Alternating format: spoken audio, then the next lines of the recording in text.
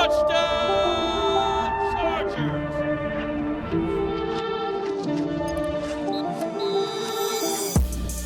Well, welcome into a Week 7 edition of Chargers Weekly. Good to be back with you guys. Chris Hayre along with the voice of the Chargers, Matt Money Smith. Chargers take care of business in Denver, and that's a rarity. We haven't seen that in quite some time. 23-16, at one point up 23-0.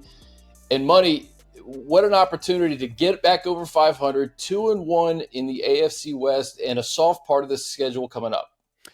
Yeah, I think that middle one is the big one, right? You know, instead of being 1-2 in the division and falling behind Denver, who would then be 4-2, you're 2-3. The Chiefs are 5-0.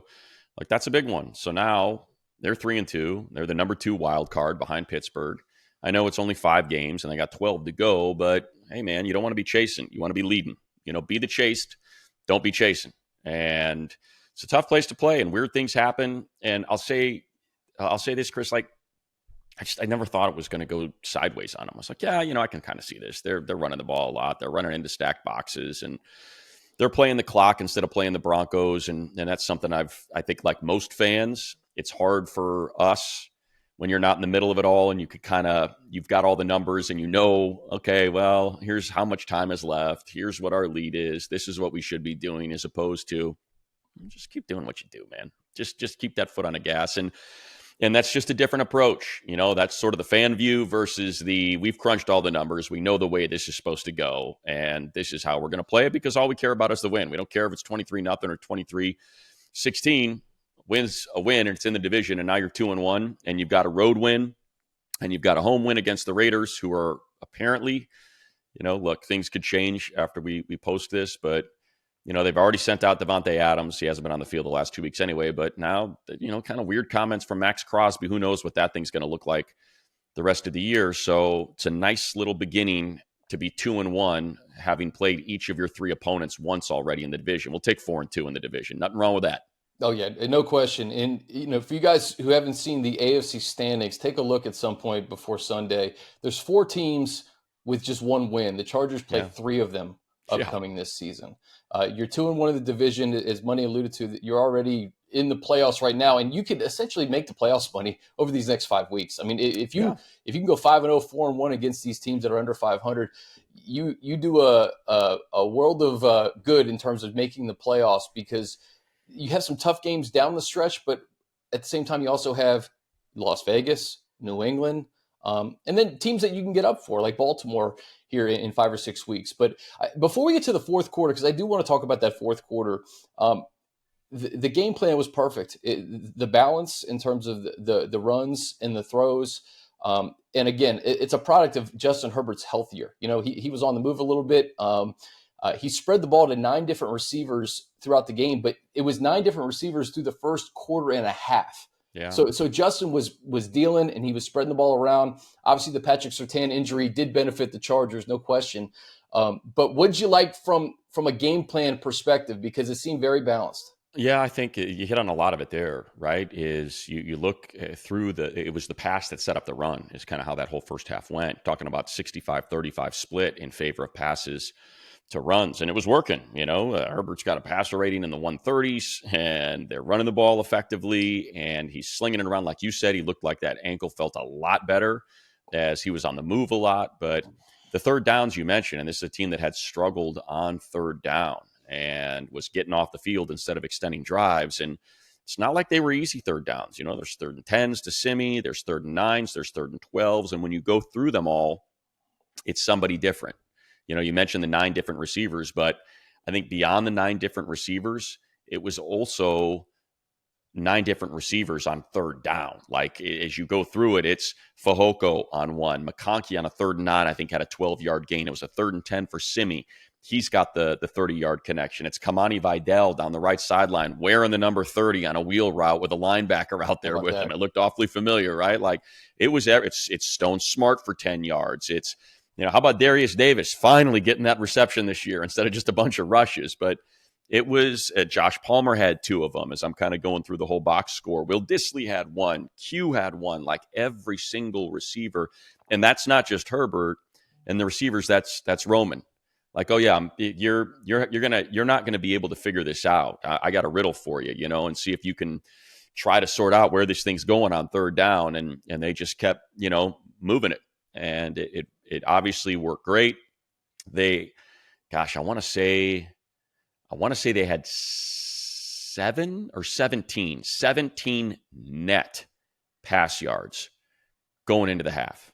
Like, that's how dominant the defense was. And it was just great complementary football. And that's why they were able to play the way they were able to play in the second half. In that first quarter, it felt like a game in terms of all the injuries. First off, let's just recognize the fact that coach is good. That was kind of scary. I don't know. Hey, I didn't listen to the radio broadcast. At what point did you guys realize he wasn't out there? So right away, Shannon did a great job, and she was the one that let us know. So she popped on. They were like, hey, get to Shannon. I was like, okay. Normally we know when Shannon's going to pop in unless there's sort of breaking news. And so right away, we got down to her, and she's like, hey, coach just got taken inside. He just came. It was coach that came out of that tent because she was keeping an eye to see who was in the tent because the tent went up. And she's like, it was coach and I think she was I'm guessing that maybe somebody had mentioned something to her because she didn't give us any details. She just said, coach is going back in the tunnel. And then she kind of let us know via text, hey, let's keep this private, but this is what's going on. And so obviously we're concerned. And then we find out the paramedics are on their way, and we didn't want to say anything on the broadcast. It's not something you want to share. You have no idea if his family's listening to the radio, if they've been informed of what's going on. So we just kind of kept all that stuff on the DL until he came back out. And then, they gave us the green light. They're like, yeah, go ahead. He's fine. You saying it was a heart issue, an arrhythmia, and it's something that he deals with, and he checked out fine. So that was pretty wild. And, that's a lot to put on Jesse Minter, who's never been a head coach before, and you're calling the defense. And now you're trying to run the team, and did a heck of a job for the time that he had to do it. But so relieved to see coach come back out, especially after hearing that it was a heart issue and that it sounds like he's okay. And, nobody makes things off the field more entertaining than Coach Harbaugh, whether it's, we're expanding the team as a way to describe you've had a child to you're 2-0 against Ablation. So way to go, coach. Yep, he's got the heart of an athlete. Got a good report. Heart of an athlete. Clean bill of health, blue twisted steel from his cardiologist. But that blue tank got some work throughout the game, man. And really at the beginning, McConkey, I think, went out a couple of times. Quentin Johnston went in there. Trey Pipkins, Christian Fulton. I think I'm missing a guy or two, but it was throughout the entire game. They kind of withstood these injuries. And for the defense, you mentioned Jesse Minter. Just picture this: like, he's down Joey Bosa. He's down Zant. He's down Jasir. Yeah. Christian Fulton goes down. Cam Hart is starting the football game, a rookie. Tarheeb Still is starting in the fourth quarter. And listen, these are guys who have not been thrust into action before in a spot like that in the NFL. So I give those guys a ton of credit. But what Jesse Minter has done with all these interchangeable parts throughout the course of like the first 6 games has been awesome. This defense has played really, really good. And, you knew Bo Nix was going to get loose a little bit in that fourth quarter. And I think it was a product of a lot of different things. Maybe the first being that, hey, we're down our top 3 corners in this football game in the fourth quarter. Yeah, I think that was it, right? So you start the game with Tarheeb as your nickel, 5th round rookie, with Cam Hart opposite Christian Fulton as your outside corner, 5th round rookie. And before you know it, now Tarheeb's got to kick to the outside. Derwin's got to play the nickel. You've got AJ and you got AJ in the box. You've got Elijah and Alohi up high. Yeah, I mean it's crazy, and that's in the middle of a game. That's like that. Derwin's not practicing being the nickel all week long, and now that's what he's got to do for a full quarter. So, and he was super effective on the line of scrimmage, and had that pass defense, had the pressure, had the near sack. He was really working. I mean, it was working for him, even though you wouldn't necessarily see it in the box score. If you're watching the game, he had a serious impact on that game through 3 quarters before he had to kick into the nickel and just kind of perform that. But that's the magic of Derwin James, and he can do anything out there. But, I'm hopeful that that's not going to be the case this week. It looks like maybe it is. They sign Eli Apple to the practice squad, see if they can get him up to speed. But certainly worth keeping an eye on the injury report. They've done a heck of a job getting these guys ready to go when they've been on the injury report for a chunk of the week. The extra day certainly is going to help. So let's hope that's the case. Yes, the pass defense took a step back the second that Christian went out. and you had to kind of move those pieces around. And you could see, like, I think Tarheeb has been super solid at the nickel, and I think it started to get away from him a little bit on the outside. And that's kind of where you saw it almost felt like they were sort of picking on him a little bit. So something to certainly, kind of keep an eye on, especially with no Joey still. And I'll tell you, that's kind of the one thing that I think, and I don't know if it's by design. I would love to ask Coach, because, their pressure, it feels like they're getting pressure on quarterbacks and they're forcing incompletions and short passes, and all of that's working, but their pressure numbers are really low, and there's not a lot. Now, look, there should have been 2 more sacks in that game. Obviously, you get what Bud Dupree's trying to do and strip that thing on that pressure. But if he just goes and wraps up Bo, he's going down for a loss of 10. And I'm sure that's something they'll work through moving forward. Like, hey, man, we love taking the ball away. But at that moment in the game, where we're at, 23-0, totally fine. Let's just get the sack and let's put them behind the sticks on a 3rd and 20 and get after it. So, things like that I think will skew. Because like right now, when you look at trying to think of what it is that I was looking, but yeah, going into the game, quarterbacks had averaged, and remember, they played Justin Fields and Patrick Mahomes. Quarterbacks were averaging 1.8 yards per rush, like number 1 in the league. Quarterbacks were not getting loose on them, and I do believe that was a product of the defense. They were very disciplined in their lanes. They never got behind the quarterback, never got upfield, and it kind of got away from them against Bo Nix. When you saw those runs, you're seeing Bud Dupree 4 or 5 yards behind him, getting shoved up the field as he's trying to get around the corner to get that sack, and it's like, okay, guys, we had 4 that were good. Let's kind of reset. Let's not forget. Got a good defense behind us. Let's create that pressure. Let's feed them into the middle. You got Morgan in there and Puna in there and Tito and all these guys. And let's just, I think, kind of get back to what I felt like was their bread and butter. And that sort of felt like what got away from them a little bit with Bo. And on top of that, it's going to be hard for Cam Hart and Tarheeb still to hold their coverage for 3, 4, 5, 6 seconds as Nix is running around all over the place back there. Just to give you guys an example of just how dominant that defense was through the first 3.5 quarters, I checked this mid 3rd quarter.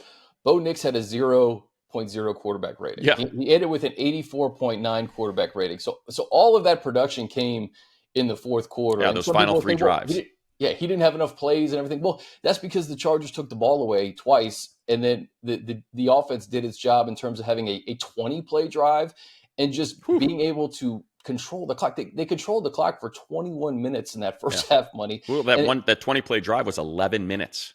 It was 10 minutes, 21 seconds. Yeah. 20 plays. I think it's a quarter. It's damn near a quarter on 1 drive. Yeah, it was incredible. But when you look at the 4th quarter, and we mentioned the guys in the secondary going down, it's the same thing on the offensive side in week 3 and 4. When Justin can't move, and when he doesn't have an offensive line, of course, it's going to look a certain way. And I almost look in hindsight, like how remarkable it was that they were even in that Chiefs game with all those injuries, with all those pre-snap penalties. The penalties were down, way, way, way down against Denver, which was one of the keys to the game is eliminating those pre-snap penalties, which they did. And, of course, Joe Alt and Rashawn Slater had a big say in that. But the running game, too, Money, I was expecting to see more Kimani Vidal on the ground. Obviously, his first touch was a touchdown, but JK, man, 25 carries, 96 yards. Those were tough yards that he was getting. He broke a 20-yard rush in the 4th quarter, but just the ability to stay with the run and knowing that Justin had a little bit more juice in the passing game this week, that's the formula moving forward. Yeah, they shifted dramatically in the second half, and the Broncos adjusted accordingly. They knew what it was. They knew that it was coming, and you went from, like I said, a 65-35 split in the first half to, a 56% run rate on designed runs in the second half. So it moved, and that was something we talked about when they hired Harbaugh, and we were talking about running the ball versus passing the ball, and is Herbert ever going to throw? And we pointed out that if you go back, through his time in San Francisco, so much of those run-heavy games were because they had a lead going into the second half, and they just, leaned on their opponent and ran the heck out of the ball. And that's basically what happened. You looked, again, if you go through the run count in the first half compared to the second half, it's a third of what they did. 2/3 of the rushes came in the second half. So, I'll say this, you mentioned the 20-yard run. It's the best block that Scott Matlock's had all season. He's really coming around as a Baldy fullback. thinks so too. He saw that. Yeah, Baldy exactly. Baldy, it was a great Baldy breakdown. But in the moment when it happened on the air, we both were like, okay, look at that seal from Matlock. He's really starting to get it. And I think when you look at the snap counts and you see 31 offensive snaps, 15 special team snaps, 6 defensive snaps, you're starting to see like, hey, let's not wear this guy out. We're going to use the heck out of him. He's becoming a weapon on offense. And now that T.R. Tart's kind of up to speed, we can use him a lot more as that rotational defensive lineman with Tito and Morgan and Puna. And we can now get Matlock doing a little bit more fullback. And let's kind of use, if you have an energy meter and you only have so much before it goes empty, let's use as much of that energy as we can on offense. And you're starting to see that. And I think that's going to, we'll see what happens here with Disley, who was on the injury report on Wednesday, how that works out. But I think you could end up seeing a lot more of that even against Arizona. Just more Matlock as that, because he can attach, he'll run in motion, he'll be in, offset I formation, he'll do all of that stuff. And we even saw a little bit of Hassan Haskins playing fullback, right? And Matlock out there as sort of so Matlock is attached to the left side of the line. Hassan is the fullback on that short fullback dive that got him the first down. So I think we're going to see more of that depending on how things are going, because that's another room that's been beat to hell, that tight end room. Man, they are withstanding a lot of injuries right now. To be 3-2 and looking to be 4-2 once they get to Arizona on Monday night. We always marvel at Justin Herbert, and he always has a throw or two in a game that you're like, how did that even happen? How about Simi Fehoko down the sideline? And then how about the one when I think it was cover 0 and he finds Ladd immediately? I see that throw and I'm like, how many quarterbacks in the NFL can make that throw? And, Muddy, we've talked about, hey, we always knew on third down Keenan Allen was getting the ball. You mentioned how many different guys on third down got the ball Sunday. In a way, it's an advantage for the Chargers because Justin has been able to find the open guy, regardless of whoever it is. I want to kind of dig into these wide receivers here, but kind of your thoughts on the way that they have played to this point, and knowing that DJ Chark is almost essentially getting a new guy back, hopefully Monday against the Cardinals. On Location, official hospitality partner of the NFL and the LA Chargers, offering Chargers fans the opportunity to lock in verified Super Bowl tickets and access to exclusive pregame parties with an official VIP ticket package. Take your pick from the best seats at Caesars Superdome, including the most coveted seats at the 50-yard line, and exclusive access from private pregame parties featuring big-name entertainment, chef-inspired food, and top-shelf bar to post-game field celebrations. Incredible experiences are coming in hot. 5-star hospitality. Go first class all the way from the moment you arrive in New Orleans. Enjoy personalized concierge services, excursion planning, reserved parking, a VIP gifting suite, and many more premier perks. Visit onlocationexp.com/SBLIX or call 877-373-5062 to secure your ticket packages today. Yeah, I think that's a big one because we're hearing, and understandable, they tried to re-sign Mike. They wanted to get him on a lower number after they released him, and the market had dried up on him. And that's kind of what the rumor was, that Joe Ortiz and Mike Williams' representatives were talking and trying to see if they could make something line up, that they wanted to bring him back as long as they could fit him under their cap number. So now, that the Jets have paid that massive signing bonus, and there's only about, $1.6 million that you got to worry about. Can I just say this before you go any further? Yeah. Aaron Rodgers throwing him under the bus was not a good look. It was not cool. It's a guy who's been in the league for 8 years, man. Yeah, it's what he is, and I have no problems taking a shot at him. It's what he's. Look, Aaron hates throwing interceptions. It's truly one of as incredible Hall of Fame worthy of a quarterback as he's been.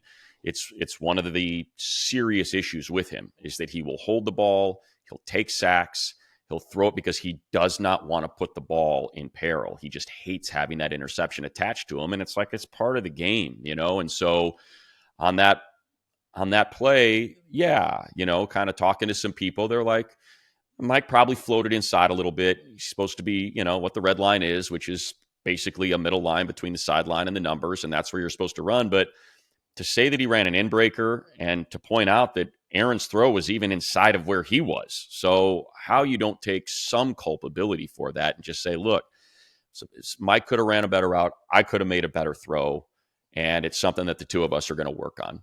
You're good.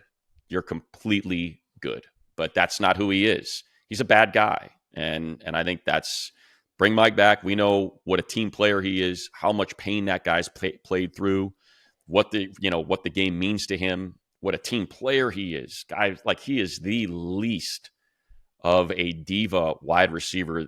I mean, like, one of the least when it comes to like someone that plays at a very high level.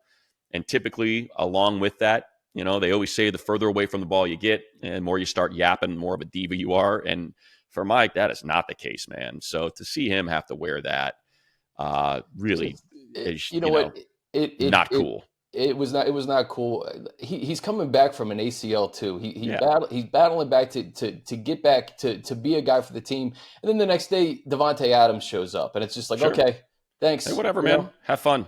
Yeah, have fun. Like what I would do, what I would simply, if I were, on the Pat McAfee show, I would have simply put a cut up of all of Mike's downfield catches. Those ridiculous, acrobatic, not even a 50-50 ball, like 60-40 in favor of the opponent corner, and he's still able to get it. I would just play that cut up and say, yeah, Phillip and Justin didn't seem to have any problem with him. But hey, by all means, it's 100% on him. Yeah, it's never on you. So hey, whatever. If he ends up with us, if he ends up back on the Chargers, that'd be great. But I do think there's a qualifier there, and it's what happens these next 2 days. Depending on how quickly the Jets want him out of the building versus auctioning him off to the or basically accepting the highest offer. Because we're hearing it's Steelers, who we know have been desperate for a wide receiver for a while now, and they've been in the chase for all these guys. He looked good there. The Saints and the Steelers is what Diana Rossini is reporting, and they're just going to say, hey, man, who's got the best offer? And we'll send him away. I'm sure they'd probably prefer to send him to the Saints, get him out of the AFC, as opposed to a Steelers team that's 4-2, a Chargers team that's 3-2 and ahead of them in the wild card race. But at the same time, maybe they do him a solid. Maybe Mike just says, hey, man, just get me back to LA. Get me back with Justin. We know what we're doing. Apparently I'm not good enough for Aaron Rodgers, but I'm good enough to have 1,000-yard, 10-touchdown season with Justin Herbert. That'll suffice. And Phillip Rivers to boot. What I'm getting at, Chris, is I think it'll depend on what's happening with DJ Chark. Is they just opened the window, he's back practicing, because that's basically what they signed Chark to do, was to replace Mike Williams, to be that X, to be that 50-50 ball, to be that 4-3 guy that can get downfield and win those jump ball, be a big target in the red zone. So I think a lot of it's going to be predicated on where they think he is and how ready he is to come back. Because if a Chark is back, then you're kind of like, okay, how are we doing this? How are we doing it? Acquiring a guy, right? It's like acquiring a new guy because he hasn't played yet. And we saw him in training camp make big plays down the field for Justin. So you're right. It's contingent on how healthy he is. I think that's the key. Because, again, if you're doing it, then you're sort of replicating that. You're going to have to try it. I'm trying to figure out where. I'm trying to find Chark real quick because I want to make sure I get it right. Yeah, so 6'3", 200. It's the same guy in terms of build. Mike's a little bit thicker, but 6'3", 200, and he runs a 4.3. Now since the injury, maybe that 4.3's turned into a low 4.4, but still, guy's got speed, managed to catch 5 touchdowns, all of them, kind of go balls. I think one of them wasn't, but on the Panthers last year, he's had a 1,000-yard season for the Jaguars. So I basically am saying it. So if Mike doesn't come to the Chargers, understand it's just because they feel like, all right, we kind of already got it. And we feel good about where Chark is now moving forward. That's the only that to me is the only reason why they wouldn't do it. Outside of Mike, would you be in the hunt for a wide receiver if you're the Chargers? Yeah, I think Joe's going to be in the hunt for everything. I think if the Browns are gonna start selling, and they want to maybe they just picked up the 5th-year option on Greg Newsome, depending on what they might want for him. If you can get a corner.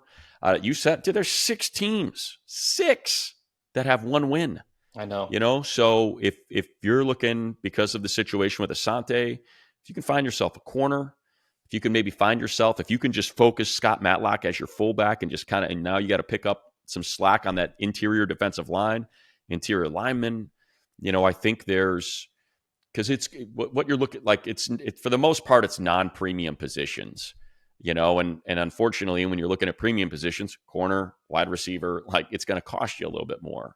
although you see that Amari Cooper cost almost nothing. Devontae, all right, third for, to whatever. They had an extra third. So, and there's that whole comp pick formula, right? So if you trade, let's say you trade a third for Newsome and you don't keep him, okay, well, he's going to walk and he's probably going to sign a pretty big deal. He's probably going to get your third back. Yeah. So it's things like that, depending on what they might want. If you think you're going to have a season where you're going to be one of the, let's say, 6 best records in the league, and you got to trade a second for Newsome, and it's that late second, and that becomes a third on a comp pick, it's like, all right, so we slide back around, but we got ourselves a corner to help us out. So I think there's definitely, I would assume there's a lot of conversations going on about some positions of need, considering how thin, specifically the secondary. I think even more than wide receiver, if I had to guess, that would probably be priority one. I think a very sneaky, spot could be a running back with the injury to Gus.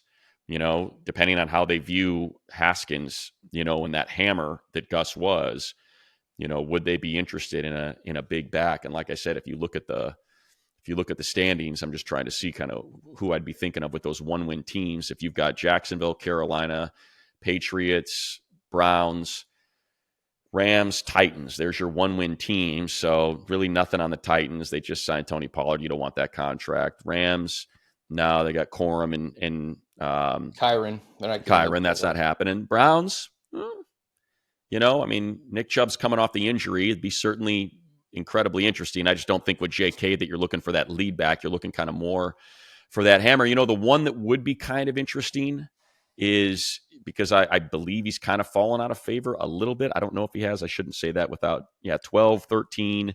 Yeah, he went from 25 and 21 carries to 6, 13, and 12. And Ramondre Stevenson is that 6 foot, 220-pound back in New England. So maybe that's one that you could look at, depending on what it might cost you. So there's some things that's, if you're a Charger fan and you're trying to connect some dots, that's where I would start looking. Look at those 1-win teams that probably had considerably higher expectations for the season and what you might be. That's why I mentioned Greg Newsome on the Browns, Ramondre Stevenson from the Patriots. Those are two that I could maybe see lining up. It seems like the Browns are already waving the white flag, getting rid of Cooper. Yeah. And, there's, like you said, there's so many 1-win teams now. Wait till next week when some of those 1-win teams lose again, and they're going to be sellers probably next week. You got the Jags and the Patriots playing in London. Loser of that, you probably don't want to give away a weapon for Drake May, but a guy like Ramondre Stevenson would be very interesting. Yeah, just because his load has been dramatically dropped. Gibson's getting a lot more of those carries now, and that's the only reason why I bring it up. And it's just a fit. He's basically built like Gus. Yeah. Yeah, I do think that the trade market's going to get interesting. I think Schefter had all 3 of the Panthers wide receivers on the block, and Deontay Johnson and Thielen, and I think there was another guy too. Yeah, what do they want for J.C. Horn? What you got to, you take a second for J.C. Horn, done. Right. I think that's kind of where I'm saying, could it line up? And we know how Joe Ortiz feels about draft capital. It's very important. And how he feels about comp picks, very important. So I think it's just kind of, can you get that thing because JC is the same deal. He's a guy that's in his 4th year. Remember, he was drafted ahead of Rashawn. They took him instead of Slater, if I remember right? Yeah.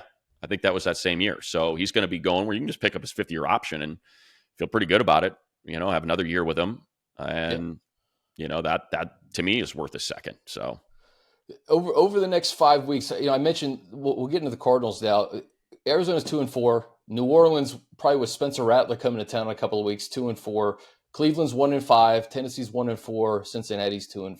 Those are the next 5 opponents for the Chargers. So if you can stack wins here while you see some of these other teams descending, that's when you can pick up, a key corner or running back or wide receiver, or defensive line, whatever the position is. I think the Chargers could be in pretty good shape. Let's shift to those Cardinals. A weird team. They're 2-4. They crushed the Rams a few weeks ago, 41-10. The Niners fell asleep in the 4th quarter up in Santa Clara, and the Cardinals won in the last seconds there. And then other than that, they lose to Detroit. They get crushed by Washington a few weeks ago, and then go up to Green Bay and Jordan Love in that running game has their way with Arizona. So Monday Night Football, Chargers played there a couple of years ago. Kyler Murray under center. Marvin Harrison Jr. had a concussion last week. Because it's a Monday night game, we'll learn more about the injury report, I guess, throughout the weekend. But one of the things I thought was fascinating, looking at his targets, he has 37 targets, but only 17 catches. And his best game was the game where they beat the Rams 41-10, and he had some big catches in that game. Other than that, he's been held in check the entire year. Yeah, except for the red zone, So he had those 2 touchdowns against the Rams, then he had touchdown week after that and the week after that. He's a legitimate nightmare in the red zone because of how big he is, how athletic he is. So that's really where he's going to shine. You got to be super careful. So you said it, right? What are the Cardinals? The one thing I will say, they are not good defensively. They're very young, and you just across the board against the run, against the pass. Overall, it's a team that struggles on defense. So if you can put up 20 in the first half against the number 2 scoring defense, the number 4 overall yardage defense. I know Patrick Surtain was down, and that's a huge part of that. But Alt and Slater were exceptional. And this is a team that had piled up a ton of sacks and pressures, and it was pretty clean for Herbert all game long. So that should hold. And to me, this is one where I'd love to see a very similar approach and a very similar result as we did in Denver, where you can take advantage of that defense. Because I'll say this, man, Bo Nix was able to move, and he's very crafty and athletic and slippery. Kyler Murray's a different animal, man. You lose your contain and you get undisciplined, and he will go 45 yards and take it straight to the house. So that's something that's got to get cleaned up, I think, for this week for sure. And I would assume it's priority 1. You got a hammer in the backfield in James Conner. He's one of the most physical, best punishing runners in the league. And by the way, that's another one that could be interesting. You knock Arizona off, and it continues to kind of get away from them. Give us your running back. What would they want for Connor, kind of thing. So that's, but when you look, right, like you said, 49ers got 23 points through 3 quarters. They fall asleep in the 4th. Packers, 34. Commanders, 42. Bills, 34. Like big time quarterbacks are putting up big time numbers against this team. And I'd love to see Justin Herbert do the same. If your starting corners are Cam and Tarheeb, and you got to figure out the nickel, or I think that there could be some issues. That's definitely possible. So look, they won in now the thing is, they're 2 wins. They're division games. Division games are weird. Your opponent. You faced them a million times. You're so familiar with their tendencies and what they like and what they don't like, and that's what makes them weird. And those are the 2 games they won. But at the same time, you go to San Francisco and you knock off a 49er team that was cruising and felt like they had got over the hump.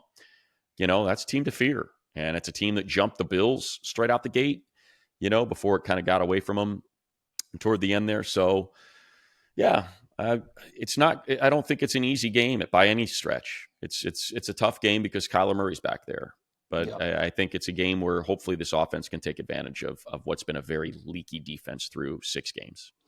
I look at the game plan that the Chargers implemented in Denver and just say, carry it right over. Mm-hmm.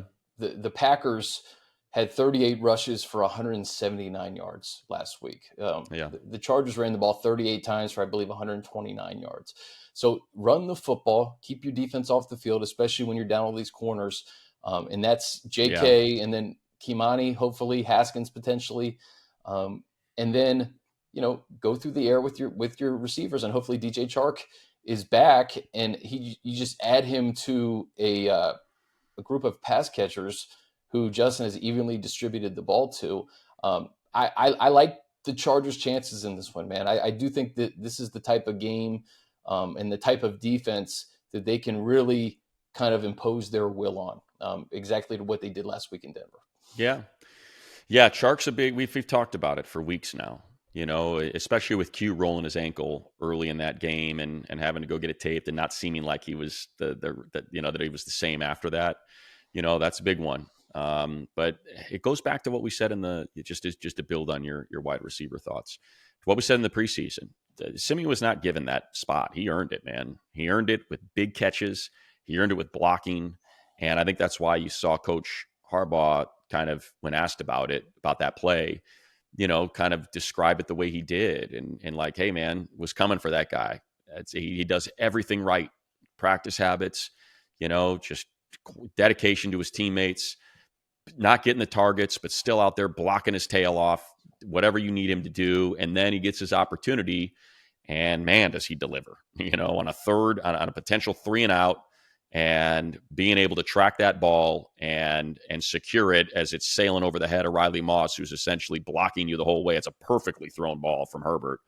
But what a connection. And that's what Simi is too. He's a big body. He's a physical guy. And it's that same Mike Williams role that they're trying to fill, that they're trying to find. So getting Chark back, having Simi kind of get more and more comfortable, and he and Herbert developing that chemistry. Yeah, it's been great. There was that one over the middle. I have no idea why I'm even saying this, but it just popped into my head. That one throw over the middle on a 3rd down that could have perhaps dramatically changed the second half and could have led to a touchdown drive, because I think Ladd would have got another 25 yards after the catch had it hit him in stride, but it just barely got tipped as it was on its way to him on that crosser over the middle. He may have even pulled away from, there was no one behind him. There was no safety help behind him. And he had gotten a step on the nickel, and Herbert looked like he was putting it right on the money, but then it got tipped and kind of went behind him incomplete. And they ended up having a punt. But yeah, I like the wide receiver group. I think it's been solid. They each provide something different, and Greg Roman has been able to maximize their talents. And now that we have that running back wheel, with Vidal, the role that Eckler played en route to the most touchdowns, rushing and receiving over a 2-year span. See if we can get some more of that going. Ladd starting to heat up too. Four for 43 in this game. He was targeted 8 times. And Justin, in his presser on Wednesday, just talked about how, he makes life easy on a quarterback. He comes back to his routes. He knows where Ladd's going to be at all times. And just his ability, you're starting to see the yards after catch potential with Ladd. And I think it's just a matter of time before he starts to break a few. But his toughness, man, I give him a lot of credit, because you could tell he was in a lot of pain in that first quarter. And then I think he got hit on the sideline too. I don't know exactly what it was. He got rolled. He just kind of got hit, and his neck just sort of crumpled. And I think he took a shot in the back. So it's almost like he was sitting down, like his legs didn't come out from under him. So he was sliding forward. Instead, his legs got out in front of him. And so he was just kind of like this as the guy hit him, sort of right in that. And that's the danger zone, right? He's someone who's dealt with back issues. So you hope he's okay, but he's tough, man. He's tough. He's fast. He's so good at running routes. I said it on the Believe show with Lorenzo, because he had mentioned, oh man, I feel like this team's really missing Keenan Allen. If only he were still here for those 3rd down catches. And I just said, look, you give me the 2024 Keenan Allen and the 2024 Ladd McConkey, and I don't think this is a hot take, I'll take Ladd McConkey all day. I'm not saying career, I'm saying right now, in this moment, he's, to me, giving everything that Keenan gave with the explosive element after the catch. He is such a clean, precise route runner. He's got exceptional hands. And on top of that, he can freaking go. He's a 4-3 guy. So that's not what they're, kind of what, and far be it from me to tell freaking Lorenzo and Neil anything about football, but I said, for me, that's not what they're missing. It's that outside, take the top off, let's loosen this thing up so it can breathe like that. It's more, no, I wish they had Mike back than I wish they had Keenan back. Like, to me, that's the bigger issue. I don't feel like they're missing the Keenan Allen role at all. I don't feel like there's 3rd down opportunities that guys are dropping or they're not getting open, or like, that's not the issue to me. It's more, you got to get this thing to breathe, man. You got to loosen things up so there's not 7 guys every time, and then 8 and even 9 in the box, or within, maybe not even necessarily in the box, but creeping toward the box every time they snap the ball. Well, if they do what they did against the Broncos on 3rd down, then we're good. We're good on 3rd down. Money, we even talked about this before the draft, how every year we don't know the names yet, but there's going to be rookies who contribute to this team, right? Yeah. Just look at this. Joe Alt is back. I think we know he makes a world of difference on the right side. One pressure for Slater. That's it. It's So, like fantastic. order has been restored in Charger land with those guys back. You just raved about Ladd McConkey. Said you'd rather have him over Keenan Allen 2024, second round pick. Junior Colson battling some injuries. I think he had 3 tackles on Sunday. Played great. Was great in coverage over the middle of the field. Yeah. Played great. A Boygby still, I think, more of a projection here at this point. Tarheeb still start. Cam Hart start. Kimani Vidal first touchdown. Yeah. Brendan Rice hasn't been needed because of the other 9 guys we mentioned just threw the ball to. So when you get contributions like that from your draft class in week 6, like this isn't week 13 or week 14, this is week 6, and I'm counting 1, 2, 3, 4, 5, 6 of those guys made a meaningful contribution Sunday in Denver. That's remarkable, man. And this hats off to Ortiz and Alexander and that whole staff. No doubt. And then, when you kind of go through it and you go through the box score and you see, just like think about the development of Quentin Johnston and how much different a receiver he is this year, plucking Simi and saying, oh no, he's not a practice squad guy. Simi's a roster guy. Like, it's on top of that. It's like that stuff. It's what Will Dissly did in that game with those 4 catches for 26 yards and how effective that wide receiver screen is. It's like, it's the draft picks, but Elijah Molden with his second interception, a guy that was, acquired mid-training camp because they were like, oh, you're going to make him available? We'll take him. Right before week 1. Right. That's what I mean. Like, it's all of those. Tier Tart, who had 2 pressures in that game and a QB hit, in like 12 snaps that as soon as Miami waved him, bang, go get him. So it's all of that. It's not just Christian Fulton when you see how important he is and the value that he has. It's like we had mentioned, and Poona Ford, who's just been sensational, who's playing at a Pro Bowl level. Like we said, before the season, if you can get 50% of these signings to work out, it should be a good year. If you can get 50% of and think about who we're listing: Poona Ford, J.K. Dobbins, Gus Edwards, Will Dissly, Hayden Hurst, Bradley Bozeman, Tier Tart, like Elijah Molden. If you can get 50% of them to work out. How about Denzel Perriman? Exactly. If you can get 50% of those guys to hit, you might be onto something. And they're running at about an 80 or 90% clip right now. Yeah. Denzel, that could have changed the tenor of the game had they gotten that 2-point conversion in the fourth quarter. No doubt. He was like a missile, man. And that really, I think, put Chargers fans' minds at ease. Okay, they didn't get the 2-point conversion. This is going to be really hard for them to come back now. Yes. Had they gotten it, man, it's a 1-possession game. Yeah. Yeah, no doubt. And I think, and so I think like this is the thing about hypotheticals, and I think why coaches get sort of frustrated with it, because that's sort of what I'm thinking in the moment. And then I was able to sort of, before I start freaking out, I take a step back,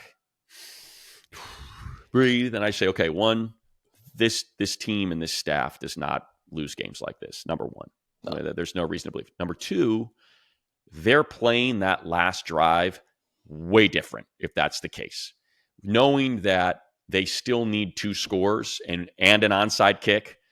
That field goal drive where they gave up all those yards, it's being played completely differently. So like that's something to remember too, is like, they gave up the field goal and there's an onside and then there's a penalty on the formation, which you never like to see. And everybody's freaking up at the same time. Like in terms of long-term, are we seeing some of these issues creeping? No. It's the way it was designed. It's the way it's what the game, it's what situational football called for. And that's why they were able to get that field goal and have that onside kick opportunity. So don't freak out that it's showing some sort of cracks, and that's what's happening. I'm glad you mentioned the coaching staff too, because also when I look at these next 5 weeks, and this is not a knock on the opposing coaching staff by any stretch. It's just I think praising what's here in Los Angeles with Coach Harbaugh and Minter and Roman and the whole experienced staff. I mean, if you look at the coaching and quarterback against the teams that they're playing the next 5 weeks, give me Justin over Murray, Spencer Rattler, Deshaun Watson, Will Levis, and then Joe Burrow and Herbert. I think that's a wash. Harbaugh against Gannon, Dennis Allen, Kevin Stefanski, who's a good coach, kind of has his hands tied at the moment. First-year guy in Callahan, and Zach Taylor. Like, give me Harbaugh Yeah. 5 out of 5. I mean, when you have Great the call. advantage at coach and quarterback going into seemingly every matchup, man, it makes you feel good as a Chargers fan. No doubt. Look, coaching is important. Look at the Chiefs. It's not just Patrick Mahomes. It's not just Andy Reid. It's Andy Reid and Patrick Mahomes. It's not just Kyle Shanahan. It's not just Brock Purdy. It's Kyle Shanahan and Brock Purdy. Like, it's a great comp. Like, that's how you win. You know, it's not just Bill Belichick. It's not just Tom Brady. It's Belichick and Brady. It matters. You know, the coaching matters in this league. And you hit it right on the head. It's a great point. Is you know, that's we often focus so much on the players, as we should. They're the ones that have to play, but you also have to think about coaching and how much it comes in, you know, how much it comes into play. In games that tend to be tight, you know, games are typically not blowouts in this league for the most part. So I'd like to see one on Monday. I don't think I will. It's just so rare that you see a blowout, but I was hoping for one against the Broncos. I was really kind of like, wow, man, it'd be nice to come out of the gates. Let's make it 27-0. See if you can get a 3 and out, maybe make it 30. And now let's just plant their asses on the bench, you know, and for the fourth quarter and kind of give them a little bit of a breather. So, but you know, it's like I said, it's what football is. Well, it's why never everybody easy, loves man. the NFL. It's a divisional opponent on the road in a place where they have lost 9 of 10. Exactly. You know? So to be up 23-0 and to have some of the injuries and some of the things that happen, you know what? I think that the fact that the offense held the ball for as long as they did, Money, actually the Chargers defense had to work in that fourth quarter. It actually helped them in the long run. Exactly. Yeah. I think it was, my gosh, like we said, that one drive was 10 minutes, 29 seconds in the first half. So defense just got to kick back and chill in the first half. And look, a lot of that was on them, you know, forcing 3 and outs, forcing the turnovers, the forced fumble, the interception. So they earned their rest. But as you said, they allowed them to be fresh in the second half and bow up when they needed to bow up and get out with that victory. All right, Money, what's going to decide Monday? If you had to pick one key to Monday, what would it be? I mean, I think there's, believe it or not, I think there's a bunch, right? I think it's what's the health of the corner situation. Is Marvin Harrison playing? But to me, it's controlling Kyler Murray. It's really just stopping the run. And this is the number 1 run defense in the league. So they should be able to do that. Don't let James Conner get rolling. Because I would assume they're going to run a lot of RPOs and some zone read and some mesh with he and Kyler. So just keep doing what you're doing on defense and do not let that ground game get after you. Would be probably, to me, the key. If you can do that, if you can make them one-dimensional, you can get after that O-line, get some pressure, heat them up, try to create some turnovers, because I think the offense is going to be fine. So for me, it's more defense. I assume the offense is going to have a really good game. But defensively, I think it's make sure Kyler does not get loose on you. Yeah. And if the offense has a good game, that means the defense may not be on the field for as long as we're anticipating, because J.K. Dobbins and Haskins and Vidal, if they can run effectively like the Packers did last week and how they did against the Broncos, maybe a little bit better, then, hey, man, you control the clock. You have a healthier Justin Herbert with a bunch of weapons, and maybe DJ Chark is that X factor. Maybe he plays and has a splash play, has a downfield play that we've been craving. No doubt. I'd love it. Would love to see it, because I'd love to hear the call. I'd love to hear the call. Exactly. You get this thing opened up, man, and you're really going to see Ladd McConkey do some work. If you can start to get those 2 high safeties and get guys on their heels instead of on their toes, because they're worried about what's getting behind them, then that's going to be a different look, man. It's going to start to open up, and that's going to help with the run game, and it's going to help with tight ends and the seams, and it's going to change everything, you know, which is why I know they're sniffing around Mike Williams and why they're excited about the return of Chark, because it's what this offense has desperately needed, and maybe just the last piece to drop in there to get this thing rolling. All right, guys, cross-check this pod with the injury report over the weekend, because some of the things we're talking about may have a bigger emphasis on Monday night, especially at the corner situation and seeing what happens with DJ Chark and some of these other injuries that the Chargers had after Denver. Looking forward to Monday Night Money, see if they get to 4-2. You and me both. Yep. For Money, I'm Chris. This has been Chargers Weekly.